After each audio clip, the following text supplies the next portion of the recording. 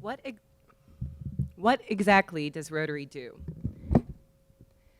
I don't know about you, but I get asked this question all the time. If you Google Rotary, this question actually appears in the search. My response to this question usually highlights the work Rotary does locally, like cleaning up Bluegill Bay Park in Wausau, and the life-saving initiatives they lead around the world, such as eradicating polio. In addition to leading such humanitarian efforts, Rotary also invests in people. Today I'm going to talk about how my life experiences led me to Rotary and how the generous scholarship I received through a Rotary Global grant has helped me pursue my dream of working in international education. If you look at my resume and bio, you'd probably never guess that in high school I was at best an average student. I failed classes, skipped classes, and hated most of my classes. In junior year, my guidance counselor told me to consider community college, as he didn't think a four-year university was the right path for me. In the end, I graduated high school with a C average and a strong ACT score, which got me into the University of Wisconsin-Oshkosh. The reason I didn't fail more classes, took the ACT, and even applied to college was because I had a strong primary education and parents who supported me. I was lucky, though, and I see that now. Only a few years later, I learned that had these circumstances been any different, this would not have been a viable outcome for me. My attitude about education changed entirely when I started college. Many of my close friends from high school received scholarships for their grades and got into colleges I only dreamed of. This made me reassess the value of an education and the impact it can have on one's future mobility. At UW-Oshkosh, I took every opportunity I was given. I joined the honors program, I majored in topics that I was passionate about, I taught English in Fukuoka, Japan, and I studied abroad in Hyderabad, India. Traveling abroad was one of the most powerful and transformative experiences I had during college. In Japan, I learned about the side of war we don't spend a lot of time on in school, Hiroshima and Nagasaki. Seeing photographs and reading firsthand accounts from the survivors of the atomic blasts changed my perception. And through this experience, I came to know war through the lens of suffering rather than solely through the narrative of glory. In India, I witnessed the extremes of the world's largest democracy. There, it's not uncommon to see starving people who live in makeshift tents next to the sprawling offices of Microsoft and Google. Witnessing these disparities gave me a new perspective and fundamentally changed how I viewed the world. The experience also exposed me to the power local education initiatives can have in improving lives. While studying abroad in Hyderabad, I volunteered at an orphanage that provided housing and schooling to children whose parents had HIV. Because of the stigma around the disease, no one was willing to care for the children, and many of them came to the orphanage from the streets.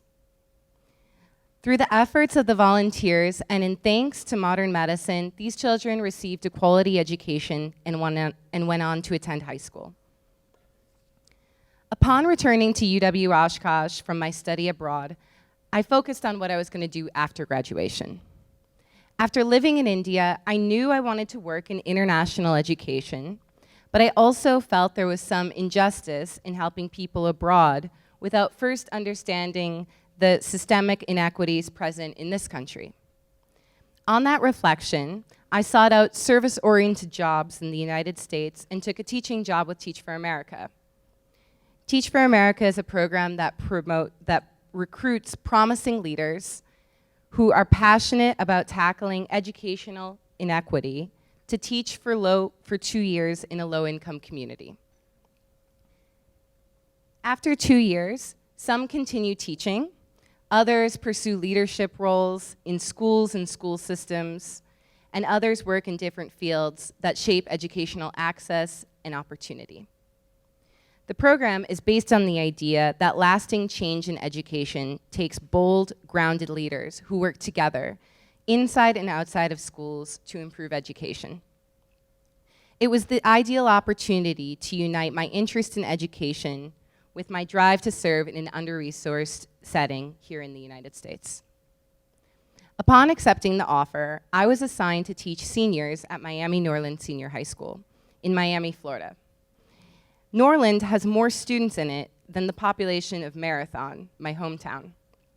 And it's about 5 times larger than the high school I attended. But this isn't the only thing that set it apart from my high school. I also noticed that students didn't eat lunch outside because of violence in their neighborhood. I noticed that class sizes were large, not simply because of the sheer size of Miami, but due to a chronic shortage of teachers and support staff. And students in my class often had to share a single textbook between the 3 of them because books were either scarce or not grade appropriate. I witnessed all of these things here in the United States. These disparities, among many others, profoundly impacted the quality of the education my students received. Like me, many of my students hated most of their classes and would often skip them, and a number of them failed. But unlike me, they did not have a strong enough literacy and numeracy skills to take the ACT on a whim and score high enough to get into college. In fact, many of them had been robbed of a quality education throughout their childhood, and as a result, could only read at a 4th grade level. Where I took for granted how supportive my parents had been, it was made plain to me that my students often didn't have parents or caregivers in their lives to ensure their homework was complete. Their parents were working, and working hard, and often they didn't have the time to help them with college applications or see that they were signed up for the ACT.